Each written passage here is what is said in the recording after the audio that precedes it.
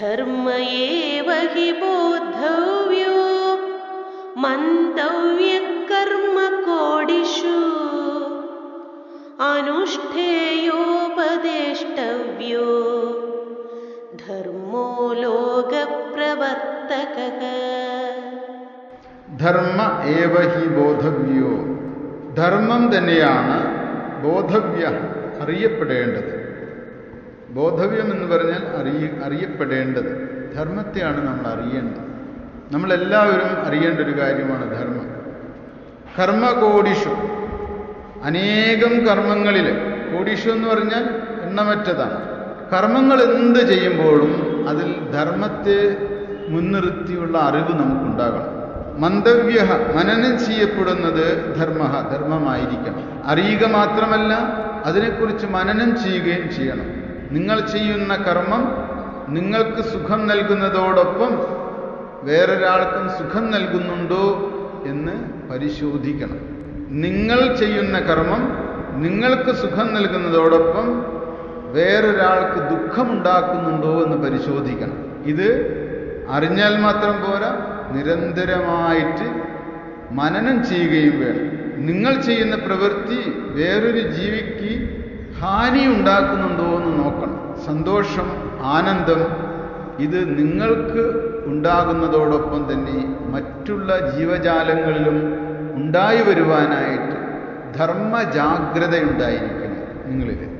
ധർമ്മജാഗ്രത എന്ന് പറഞ്ഞാൽ കർമ്മത്തിൽ ധാർമ്മികമായ അംശം നഷ്ടപ്പെട്ടാൽ ഒരുപക്ഷെ നിങ്ങൾക്ക് സന്തോഷം ലഭിക്കുമായിരിക്കും.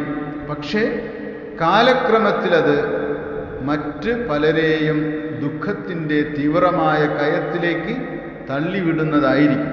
മാത്രമല്ല കാലക്രമത്തിൽ നിങ്ങൾ ചെയ്ത കർമ്മം അധർമ്മമായതുകൊണ്ട് പാപസംസ്കാരം നിങ്ങളിൽ കുന്നുകൂടുകയും അത് നിങ്ങളുടെ ദുഃഖമായിട്ട് മാറുകയും ചെയ്യും. അതുകൊണ്ട് ധർമ്മ ഏവ ഹി ബോധവ്യോ മന്തവ്യ കർമ്മകോടിഷു, കർമ്മകോടികളിൽ നിങ്ങൾ ധർമ്മത്തെ തന്നെ ആലോചിക്കണം. ധർമ്മ ഏവ പരം ദൈവം ധർമ്മ ഏവ മഹാധനം ധർമ്മ സർവത്ര വിജയീ ഭവതു ശ്രേയസ്സേ നൃണാം. മനുഷ്യർക്ക് ശ്രേയസ് ഉണ്ടാക്കുന്നത് ധർമ്മം. ധർമ്മത്തെ ഗുരു പരം ദൈവമായിട്ട്, പരമമായിട്ടുള്ള ദൈവമായിട്ട് വരെ ഇവിടെ എടുത്തു പറയുന്നു. സാമാന്യ മനുഷ്യർക്ക് ധർമ്മം ദൈവമായിട്ട് തന്നെ വരണം. അത്രയും ധർമ്മജാഗ്രത മനുഷ്യൻ വളർത്തണം. അങ്ങനെ വളർത്തിക്കൊണ്ടുവന്ന ഒരു സമൂഹത്തിൽ അത്തരം വ്യക്തികൾ ഒരു മുതൽക്കൂട്ടാണ്, ധർമ്മജാഗ്രതയുള്ള വ്യക്തികൾ. അനുഷ്ഠേയോപദേഷ്ടവ്യോ, ധർമ്മം തന്നെയാണ് അനുഷ്ഠേയം. അനുഷ്ഠേയം എന്ന് വെച്ച് കഴിഞ്ഞാൽ അനുഷ്ഠിക്കപ്പെടേണ്ടത് ധർമ്മം തന്നെയാണ്. അധർമ്മം അനനുഷ്ഠേയം, അനുഷ്ഠിക്കപ്പെടാൻ പാടില്ലാത്തത്. അധർമ്മം ഒരിക്കലും അനുഷ്ഠിക്കാൻ പാടില്ല എന്നാണ് പറയുന്നു. ഉപദേഷ്ടവ്യ, ധർമ്മം തന്നെയാണ് ഉപദേശിക്കേണ്ടത്.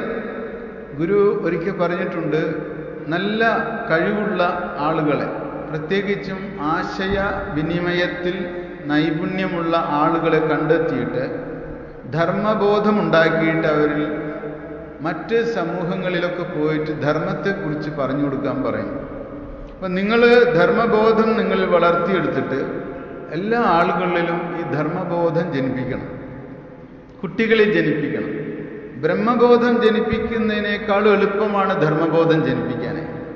ധർമ്മബോധം കർമ്മങ്ങളിലുള്ള ഹാർമണിയാണ്, കർമ്മങ്ങളിലുള്ള സൂക്ഷ്മതയാണ്. കർമ്മം ചെയ്യുന്നവരാണ് എല്ലാവരും. മിക്ക ആളുകളും നല്ലവണ്ണം കർമ്മം ചെയ്യുന്നവരാണ്.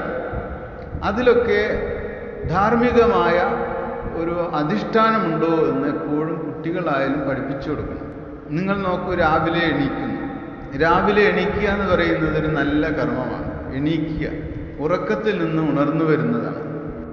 അപ്പോൾ ഉറക്കത്തിൽ നിന്ന് ഉണർന്നു വരുമ്പോൾ അതിൽ ഏതെല്ലാം തരത്തിൽ ധർമ്മബോധത്തെ കൊണ്ടുവരാം? എപ്പോൾ എണീക്കണം? ഒരു ചോദ്യമാണ്. പൂർവികന്മാർ പറഞ്ഞു തന്നു, ബ്രഹ്മമുഹൂർത്തമാണ് ഏറ്റവും നല്ലത്.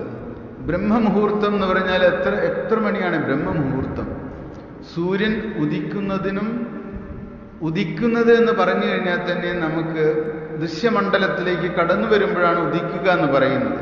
യഥാർത്ഥത്തിൽ സൂര്യൻ ഉദിക്കുന്നതിനും വളരെ മുമ്പ് തന്നെ സൂര്യൻ്റെ ഊർജവീജികൾ നമ്മുടെ പ്രപഞ്ചത്തിലേക്ക് കടന്നു വരുന്നുണ്ട്.